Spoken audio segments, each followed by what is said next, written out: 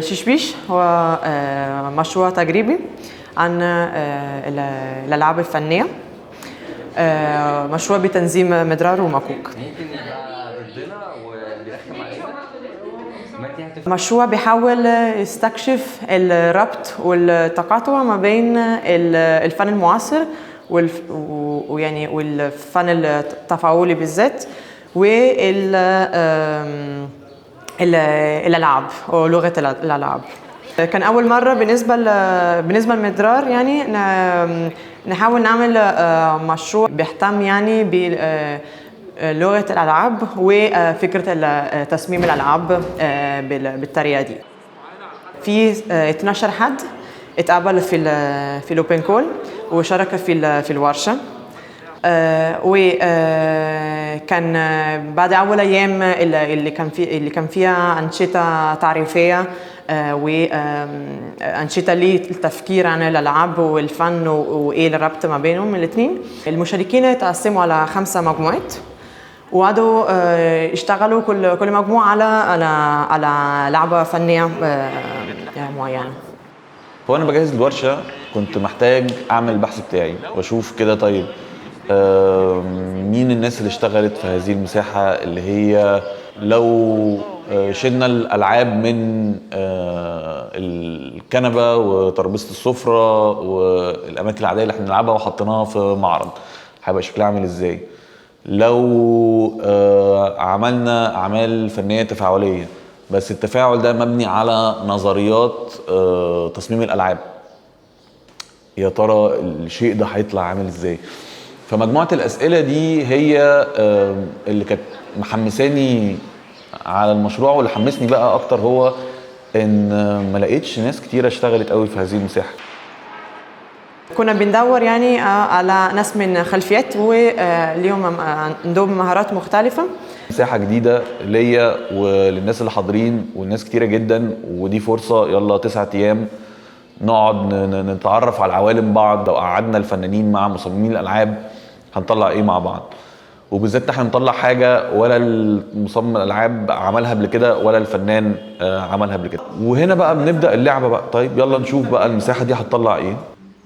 نتكلم شويه على نظريات تصميم الالعاب، حيث دي النظريه اللي احنا كنا بنسند عليها واحنا بنشتغل. وحصل تجيمات مختلفه. طيب يلا نطلع حاجه في نص ساعه، طب يلا نطلع حاجه في ساعه.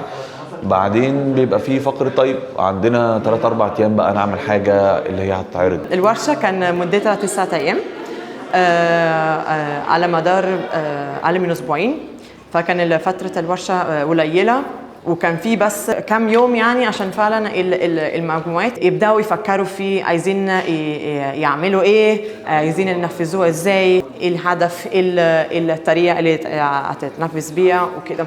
الهدف اللي في الآخر غير معلوم، بس في الآخر طلع حاجة والناس حضرت المعرض وحاسس ان هو وكل ايفنت اللي هو نقول يمكن الناس ما تجيش، يمكن الكورونا، يمكن بعدين بنلاقي الناس تيجي وتتبسط ونحس اللي هو ايه ده، يمكن كل الاسئله اللي احنا سالناها في الاول دي منطقيه جدا. على الاقل حطينا ايدينا على مساحه اللي هي اللعبه لو مكانها اتغير مكان لعبها، وان لو التفاعل ده مبني على نظريات معينه وهي تصميم الالعاب يلا نشوف المساحه دي. ودي كانت اول تجربه وحسينا اصلا واحنا شغالين مع بعض اللي هو لقينا خيط كده اللي هو ايه ده، طب ده فريش، ده ممكن يطلع اسئله جديده وافكار جديده واعمال فنيه جديده والعاب جديده واعتقد ده اللي اي حد شغال في اي مجال بيهتم بيه. في الورشه في 5 ألعاب فنيه اتعملت كلهم من انواع مختلفه. في ألعاب ورقية كروت، في لعبة رقمية، ولعبة عبارة عن خريطة للجمهور عشان يعرف يزور المعرض، بورد جيمز، وفي انستاليشن.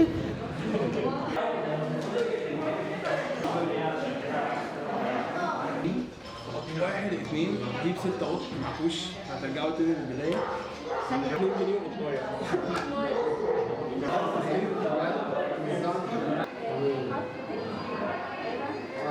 عملية إنتاج عمل فني وعملية إنتاج لعبة مختلفين بشكل كبير. اللعبة بطلها هو المستخدم، الفن بطله هو الفنان. فالتنشن ده بيخلي ان العملية نفسها مختلفة، وكنت متخيل ان التروس ما تركبش في وقت ما في الورشة. بس اعتقد اللي انا شفته ان المشاركين كانوا مهتمين بالعالم التاني. هو انت بتعمل ايه عندك في العالم بتاعك؟ في ناس كتير جم المعرض، وكان دايما رد الفعل ايجابي جدا، وكان دايما في ناس كتير بيسألوا على تفاصيل اكتر. بالنسبه جمهور مدرار يعني طبعا كان في حاجه جديده، عشان ما كانش في بس يعني فكره الفرجه على الاعمال الفنيه، بس كان في برضه الفرصه ان الناس يقعدوا يلعبوا يكملوا يعني ساعات.